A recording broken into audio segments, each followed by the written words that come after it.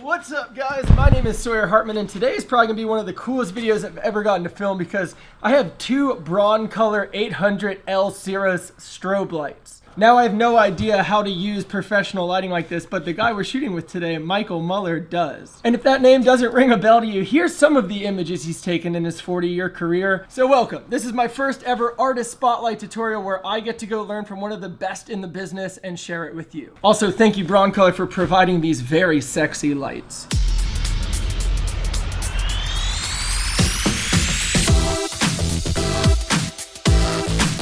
One of the many cool things about these lights is they're actually run on battery, so I can hike these into crazy locations like volcanoes and stuff and still have professional level photo strobes. So I am beyond excited for Michael to teach me how to use these because I'm gonna start using these in my daily career all the time, I think. And like that, we're good to go. My goal for this day was a lot more than just learning how to use my lights. I wanted to get inside the mind of one of the best in the business. And honestly, I had no idea what I was in store for. So this is Hubble's studio. This is where we're filming today. I want to thank Hubble's studio for letting us film here. So this location is actually where Michael does a lot of his shooting. I've never in my life shot in a studio this big, this professional. It feels so cool to be in here. Check this out. Now, while I've never personally shot in a studio of this size, or frankly, any size, instantly I knew that working in a studio with this big of space meant two things. One, I finally would have the space needed to be able to move lights around as needed so that I could actually have room to work. And secondly, working in a studio this big and this professional means you have to step up your game whether you know what you're doing or not. And honestly, I had no idea what I was doing, but the studio sure was inspiring. Before Michael gets here, will you give us a tour back here? Yes. Here we have the first makeup studio. Welcome to my office. And check out these big hallways open up into individual actual changing rooms. And then this is Studio 2, AKA the Matrix room, AKA where I'm going to be shooting some of our interview stuff. Because how cool is that lighting, right? All right, see you when Michael gets here. Now, Michael Muller's career has spanned over 40 years and he has captured some of the most iconic images whether you've seen them or not. From shooting top-notch celebrities to some of the biggest movie posters in history, this guy is an absolute professional. I am currently, right now, sitting down with Michael Muller himself. But more importantly, this guy understands lighting, and what comes second nature to him could be career-changing for someone like myself. Now, I knew I wouldn't be able to tell you guys everything about lighting in one video, but what I did think I could do was ask Michael what 3 basic lighting setups every photographer should know are. This way, no matter what level of your career you're at, you'll be able to take some information from this video and apply it to what you're doing now. But when I asked him, he started to go into so much detail, I knew it would be easier if I just let him show me. And this is where the fun begins. Drew, get over here, stand on the mark. Right here is a basic portrait headshot using one light. The first setup is a very, very simple single light setup. Michael told me that this was very important because almost every photographer, whether it's from Home Depot or a company like BronColor, can get their hands on one light at least for one day. And this is some of the knowledge Michael dropped on me. And it looks like you're putting a little bit of shadow on one side of the face. Is that to give it a little bit of depth? A little bit of contrast, a little bit of shape. Cool. Right? If we put a white board in here, that's gonna fill it. This is absorbing, this is black. While Michael's taking his headshots behind me, something I just picked up from him that seems to be a really big part of his process is not only is it important to dial in lighting, but it's also his job to find the angle of his subject that's the most flattering and then tailor the lighting around that to be able to add in the shadows. Here's one lighting, right? And I explained to you how I did multiple, so you got a clean look, right? Yep. Jude's gonna step up about 2 inches right there. I'm just moving right here. Oh, Jude, wow. look over here at me, right there. And what you get is a completely different. Oh, wow. Yeah. Incredible. That's just from stepping to the shadowed side of the face. Moving, it's light, playing with light. That's a whole different lighting setup. So these are the little tricks. Now, no, you turn on the, real quick, turn on the edge light. With this sort of lighting setup, what it's gonna do is it's gonna light the back of his head, because right now there's still some light bouncing off the studio wall. But when you throw in this additional light, See how it lit up? Oh wow, yeah, you can enhance it yourself. But that edge light would be just lighting right there, just lighting right here. It would show that kind of like hero jawline. Yeah, exactly. Yeah. Most important thing is one really good lens. Spend the money and get the best glass you can. It's better to have one really good lens than 4 lenses, because you know, it makes all the difference in the world. All right, so the next thing we're doing is cutting out the lights here. We've opened the garage door and we're gonna try some headshots with available lighting. Now, even though this video is all about how strobe lighting can change your career forever, I knew that we had to have at least one lighting setup where if you didn't have a light, you could still start to understand how to use light. So I asked Michael exactly how to use it. So, you know, basically here's a available light portrait. As you can see, pretty much everyone's got a house and a garage. If you open up your garage, you're gonna get this nice fall off. And as we move Jude closer here, see more light hits his face, which is beautiful. And so now I'm gonna have this light sort of like we did in the studio. Lighting here, a little more contrast over here. I'm gonna have the white wall behind him. It's clean, even lit. I turn him sideways. I rotate him now, and so the sun's hitting him this way, but you get a little contrast here. Just by changing the direction. Light, you gotta shape the face, you know, light shape. Otherwise it's flat, which, you know, sometimes works, but shaping.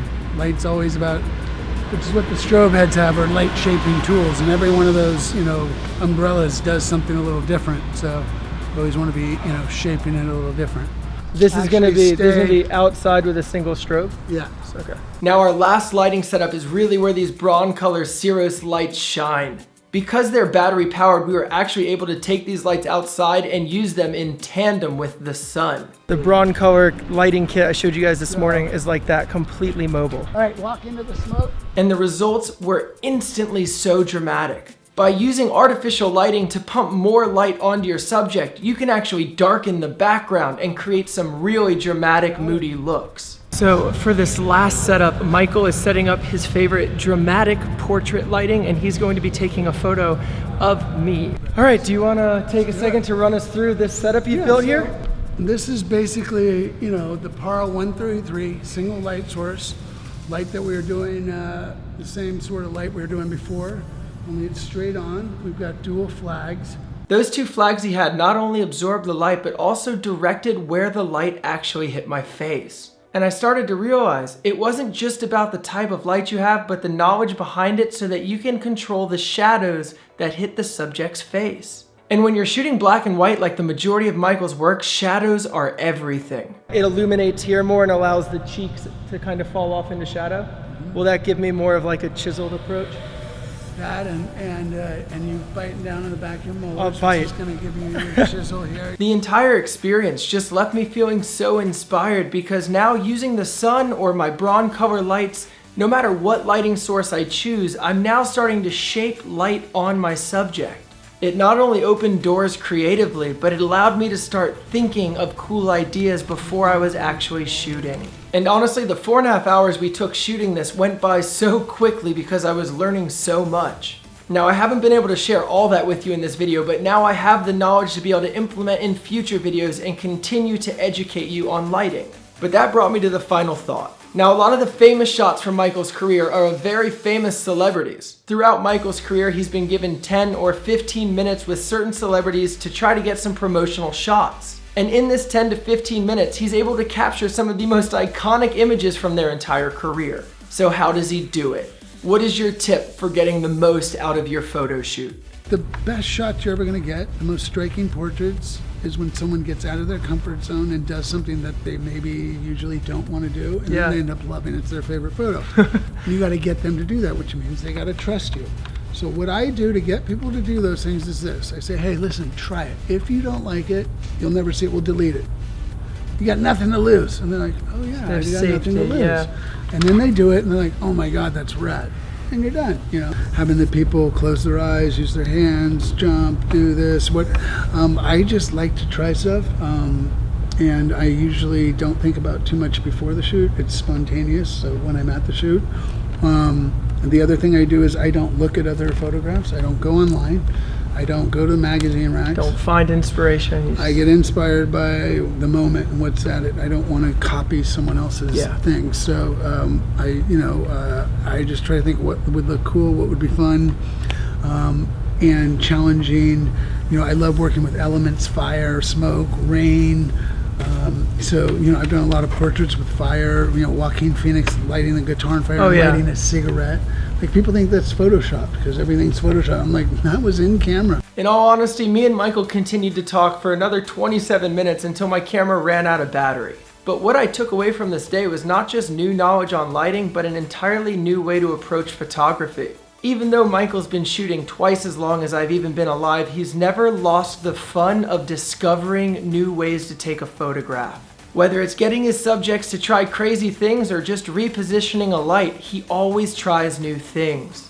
And at the end of the day, that is exactly how you create a photograph that no one has seen before. But before I knew it, my time with Michael was up. And although we've already planned a couple new videos for the future, it was time to get home, wrap up this video, and start putting my new knowledge to work. Well guys, that is it. We are back in my little office studio, back from the shoot with Michael. What an incredible day. I really hope you guys learned something. I definitely learned a ton. As creators, just like you watching me right now, we grow and learn a lot by watching other people around us create. So by watching him, I think I've maybe stepped up a level in photography, at least in my mind, on how to actually go about capturing the photo that I intend to capture. Also, BronColor, thank you so much for providing us with those lights, believing in us, sponsoring me and the channel, as well as putting me in contact with Michael. What an incredible collaboration you guys helped me pull off. And other than that, that's it. I really hope you guys enjoyed this video. If you found it useful, if you found it interesting, please give it a thumbs up and feel free to subscribe.